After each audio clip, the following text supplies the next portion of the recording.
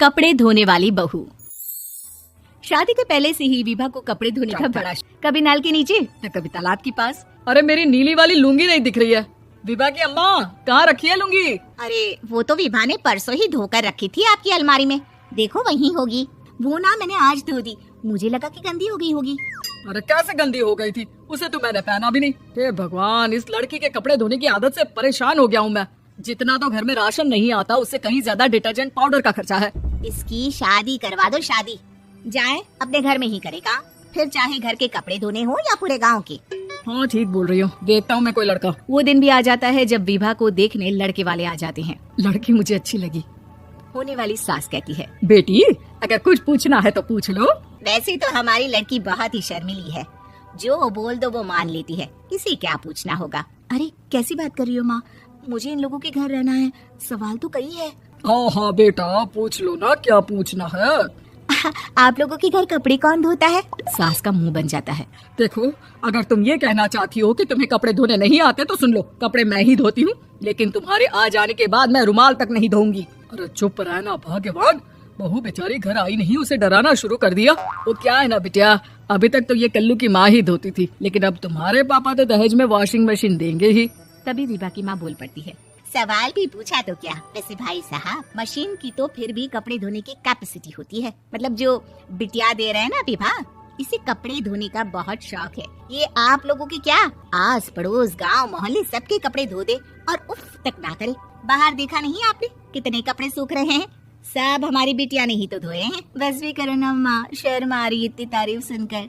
और तो और एक दाग निकाल कर दिखाओ तो मान जाओ। हाँ अच्छा माफ करना बेटा, मैंने गलत समझा, हमें तो रिश्ता बहुत पसंद है। और ऐसे जुड़ जाता है रिश्ता कपड़े धोने का शौक रखने वाली विभा का। उसकी शादी हो जाती है कोयला फैक्ट्री में काम करने वाले कल्लू के साथ। शादी के बाद अचानक विभा चिल्लाती हुई सास के पास आती है। सासू माँ, अरे सासू माँ कहाँ है आप? ये तो धोखा है, धोखा दिया आप लोगों ने मुझे।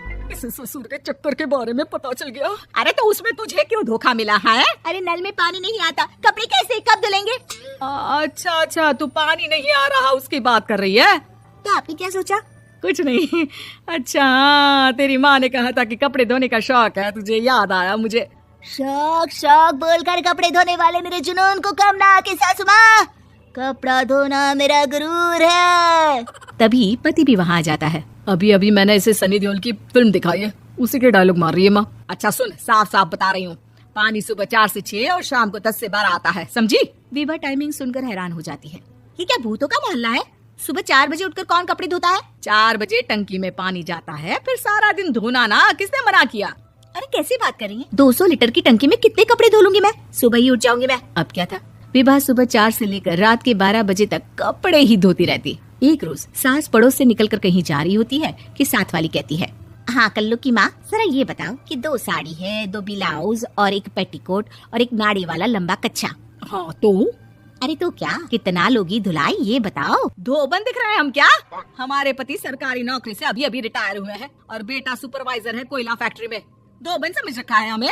हाय रे कल्लू की अम्मा, माफ कर दो, वो तो मोहल्ले में यही सब बता रहे थे कि तुमने बहू को कपड़ा धुलवाने के काम में लगा दिया है। सास को पड़ोसन की बात सुनकर गुस्सा आ जाता है। वो घर पहुंचती है जहां घर के बाहर ही इतने सारे कपड़े सूख रहे होते हैं जितने कि किसी धोबन के घर पर। अरे ओ कल्लू की दुल्हन, बाहर निकल। माँ जी यहीं आ जाओ, बाथरूम में चादर धो रहे हैं हम। अरे अभी हम धोते हैं, तुमको बाहर निकलो। ये आस पड़ोस वाले बोल रहे हैं कि हम बहू से कपड़े धुलवा कर उसे कपड़ा धोने वाली बना दिए हैं। अरे छोड़ो ना माँ जी, किन लोगों की बातों में आती हो? आस पास के लोगों का तो काम ही होता है कि वो किसी तरह सास बहू को लड़ा दे। बहू सारे घर के कपड़े धोती है, ये क्या कम है? बोलिए। सास को भी लग जाता है कि वो बहू का ये सनकीपन नहीं छुड़वा सकती, इससे अच्छा है कि खुद ही चुप हो जाए। एक रोज सास और बहू मंदिर जाते हैं, जहाँ सास की साड़ी वहाँ खड़ी भीख मांगने वाली से मिलती है। माँ जी क्या बात है, आपकी साड़ी उस भिखारन से कितनी मिल रही है ना? हाँ देखो तो दोनों की साड़ी मिल रही है। क्या बात है कल्लू की अम्मा, तुम खुद को तो अफसर की बीवी बताती हो और ऐसी सिंपल सी प्लेन साड़ी पहनकर घूमती हो। सिंपल और प्लेन नहीं है ये साड़ी। तो क्या सोने के धागे से फूल बने हैं? कुछ भी सासू माँ, कुछ भी। हाँ बने थे इस साड़ी में सोने के धागे से फूल। मेरे पति लेकर आए थे मद्रास से स्पेशली मेरे लिए 10,000 की। ताहे भाई साहब इस भिखारन के लिए भी सेम टू सेम साड़ी लेकर आए होंगे 10,000 की। सास उस वक्त कुछ नहीं कहती, लेकिन बहू के साथ घर आती है और अलमारी से एल्बम निकाल कर लाती है। ये साड़ी देख रही है, ये वही साड़ी है जिसे मैंने अभी पहना था। इस साड़ी में ये जो चमकदार फूल दिख रहे हैं ना, ये सोने के धागों से काटे गए हैं। लेकिन तू लोकल वॉशिंग मशीन ब्रश से घिस घिस कर सारे फूलों को निकाल कर साड़ी प्लेन कर दी।